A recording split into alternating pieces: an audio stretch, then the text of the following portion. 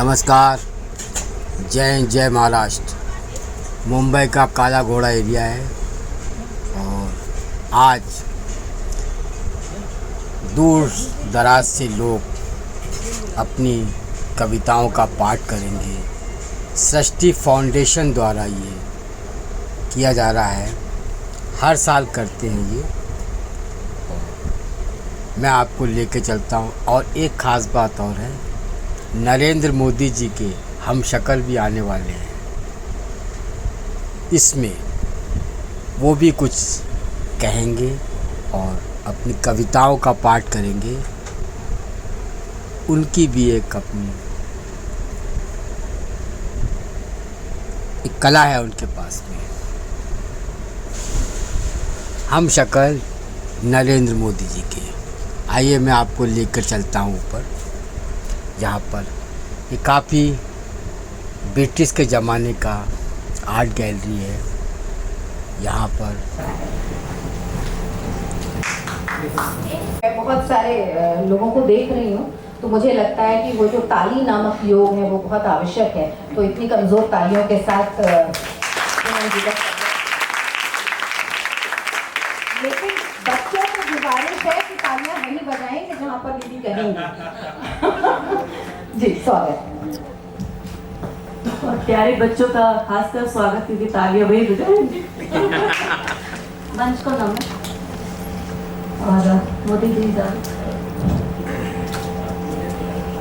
कुछ शेर सुनिए कि फूल खुशबू रंग की बातें करो, फूल खुशबू रंग की बातें करो, करनी है तो ढंग की बातें करो। हाल बतलाना जहाँ का बाद में, हाल बतलाना जहाँ का बाद में, पहले अपने संग की बातें करो।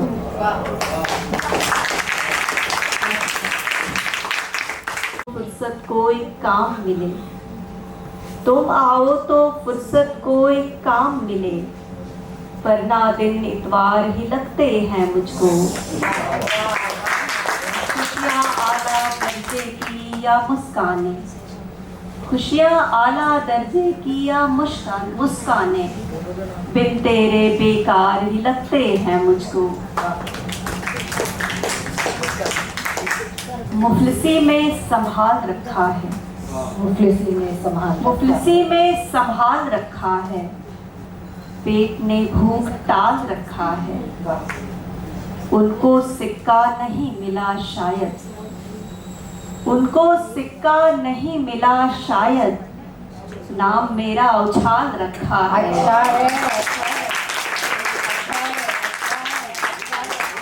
उनको सिक्का नहीं मिला शायद, नाम मेरा उछाल रखा है।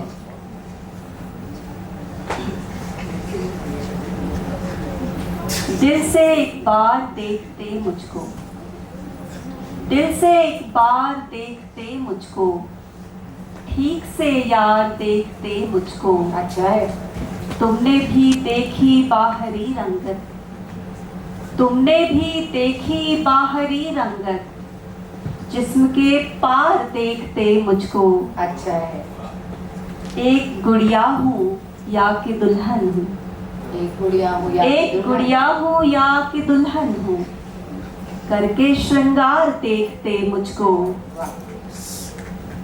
प्यार क्या है ये मैं दिखा देती, प्यार क्या है ये मैं दिखा देती, करके तुम प्यार देखते मुझको। आप सभी की तालियां कम है।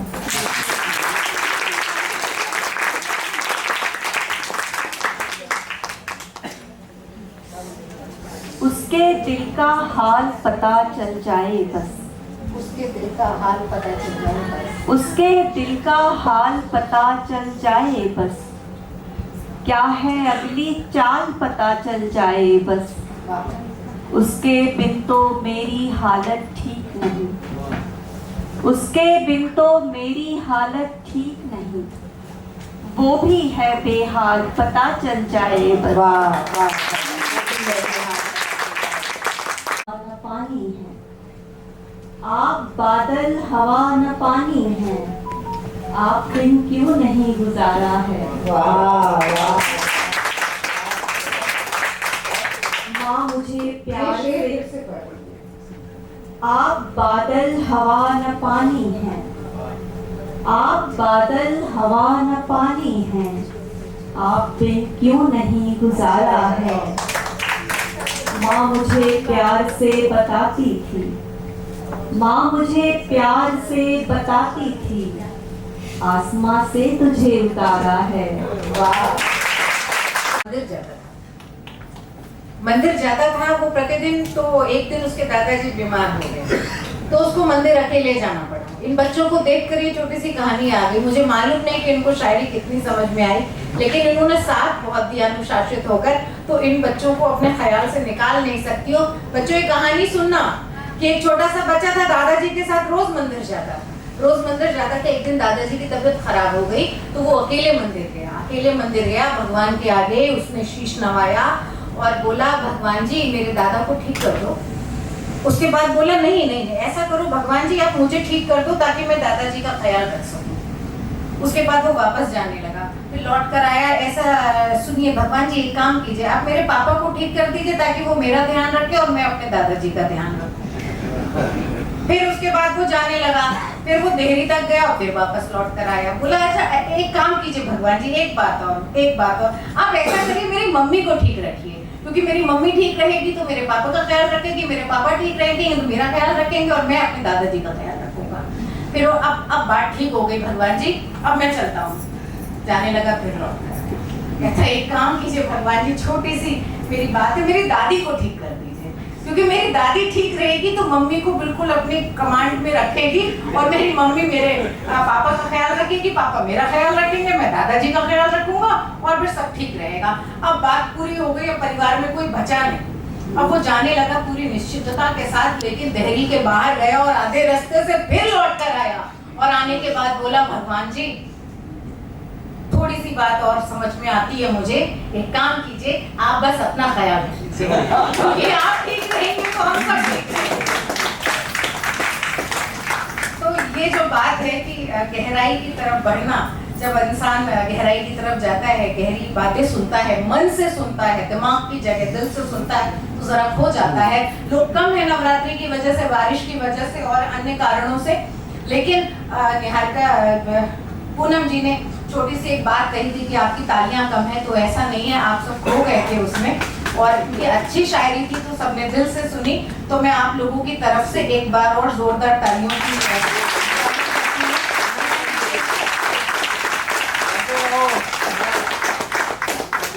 और इस अच्छे काम पाठ के बाद मुझे लगता है कि एक ही इंसान है जो महिलाओं से पूरी तरह से उनको संभाल सकता है, यहाँ पर उनके किए कराए को अच्छे से बैलेंस कर सकता है। तो आप मेरा इशारा मुझे नहीं मालूम समझे कि नहीं समझे, लेकिन 1-2 मिनट में समझ जाएंगे।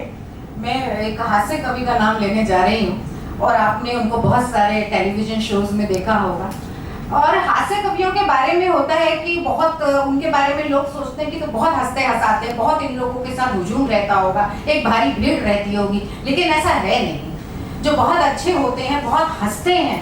तो मुनव्वर राणा साहब का एक शेर याद आता है कि शगुफ्ता लोग भी टूटे हुए होते हैं अंदर से, शगुफ्ता लोग भी टूटे हुए होते हैं अंदर से। बहुत रोते हैं वो जिनको लतीफे याद रहते हैं, बहुत रोते हैं वो जिनको लतीफे याद रहते हैं।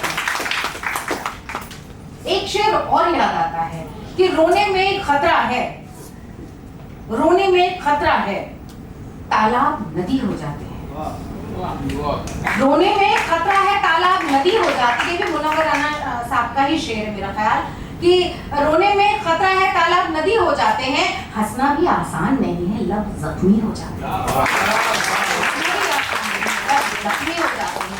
बहुत सारे टेलीविजन शोज आपने किए हैं। युवा कवि प्रोत्साहन पुरस्कार 2006 में आपको मिला है, हास्य शिरोमणि पुरस्कार 2007 में, छत्रपति शिवाजी पुरस्कार 2009 में, बेस्ट एंकर अवार्ड आपको 2013 में मिला है। और इसके अलावा आपने 5 फिल्मों में अभिनय भी किया है। तो आइए मैं बहुत गर्मजोशी के साथ, बहुत आग्रह के साथ, बहुत सम्मान के साथ सुनील सावरा जी को आप सबके बीच आमंत्रित करती हूँ के साथ आपका स्वागत करें। सुनील सावरा जी हम सभी के बीच, और मैं यहाँ से हाँ बिल्कुल आप जिस माइक को ठीक समझें आप उसे लें। अच्छी बात है, ससुर जी के सामने इतना बोल लेना बहुत बड़ी बात है। वो तो ससुर जी सास होती तो कुछ नहीं बोल पाते, लास्ट वाला फंडा फाड़ के बैठ जाती थी जो आपने पहले फाड़ दिया था। अच्छा है, बढ़िया, कोई बात नहीं। जो रियल डॉक्टर होते हैं सर कितने होशियार होते हैं। एक डॉक्टर है सर्जन, पेट में मैंने चेक करा भाई कुछ दर्द होता है, बोले एक काम करो एक्सरे लेते, एक्सरे लिए बोले छोटी सी गांठ ऑपरेशन करना पड़ेगा। मैंने कहा कितना खर्चा आएगा, बोले 2 लाख। मैंने कहा इतना तो नहीं, मेरे पास 25,000 है। बोले कोई बात नहीं, हर महीने 10-10 हजार देते जाना। मैंने कहा मेरा ऑपरेशन करवा रहे हो कि कार की EMI भरवा रहे हो? बोले नहीं, कार मैं ले रहा हूँ। तुमसे तुम मौन के नारे ही शोर मचा रहे हैं, न्याय के इशारे ही चोर बना रहे हैं। किस डॉक्टर के पास जाए आज, उनके ताकत के कैप्सूल ही कमजोर बना रहे हैं। यह देश की स्थिति हो गई है। मोदी जी बैठे हुए बगल में चाय पी रहा था, तो बोला भाई 2 लाइनें सुनाना चाय पीते हुए। अब इससे अच्छी बात क्या होगी, कितना अच्छा सिचुएशन है। मोदी जी हैं और मैं 2 लाइन बोल रहा हूँ कि राम राज में दूध मिला था, कृष्ण राज में घी, मोदी राज में चाय मिली है फूक फूक के पी। अपने मोदी जी कितने होशियार हैं। अभी जापान गए, समझ में आ रही बेटा? जापान गए, वहां के प्रधानमंत्री से मिले। प्रधानमंत्री खुश होकर हमारे देश में 50,000 करोड़ का इन्वेस्टमेंट कर दिए और बदले में आदरणीय मोदी जी उन्हें भागवत गीता दिए।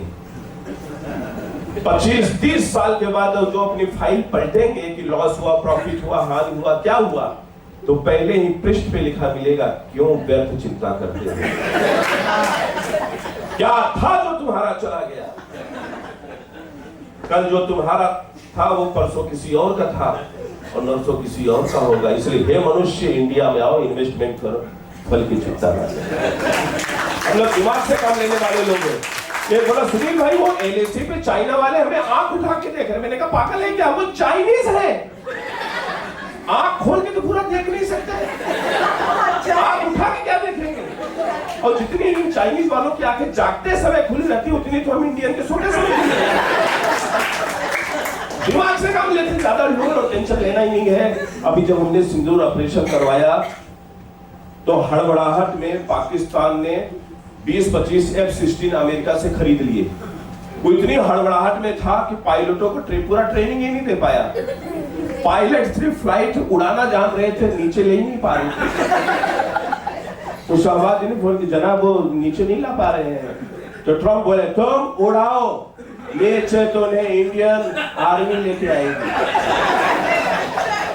और नीचे आ भी गए तो धन्यवाद बोले, हुजूर धन्यवाद हमारी फ्लाइट को जो नीचे लाए। तो हम लोग दिमाग से काम लेने वाले लोग हैं, ज्यादा लोड और टेंशन वाली बात नहीं है। मैं बखूबी जानता हूँ कि ये काव्य सम्मेलन है। देखिए हम लाफ्टर में गए, मैंने इतनी अपनी हिंदी के प्रति सहानुभूति जिस तरह माँ ने मेरे प्रति रखा हिंदी ने, वैसे मैंने भी एक गरिमा बनाए रखी कि कभी मैंने फूहड़ कॉमेडी नहीं की, मैं कभी यूट्यूबरों की तरह गंदी बात नहीं लिखा। बहुत सारे मौके आए, बहुत सारे किसी प्लेटफॉर्म से ऑफर आए कि तुम्हें अच्छे पैसे देंगे। मैंने कहा नहीं, हम नहीं गए। तो हमने यही ये बहुत बड़ी ये भी समझो कि एक साहित्य सेवा ही है कि हमने फूहड़ता नहीं फैलाई, क्योंकि बात हीरा है, बात मोती है, बात लाखों की लाज होती है, बात हर बात में बात नहीं होती, बात मुश्किल से बात होती है।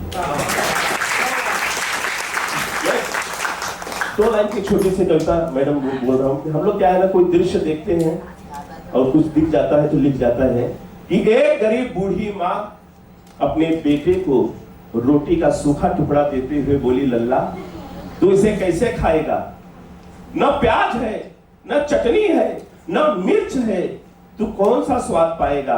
तो बेटे ने कहा, माँ तू चिंता ना कर, मैं पलक झपकते हैं इसे चट कर जाऊंगा।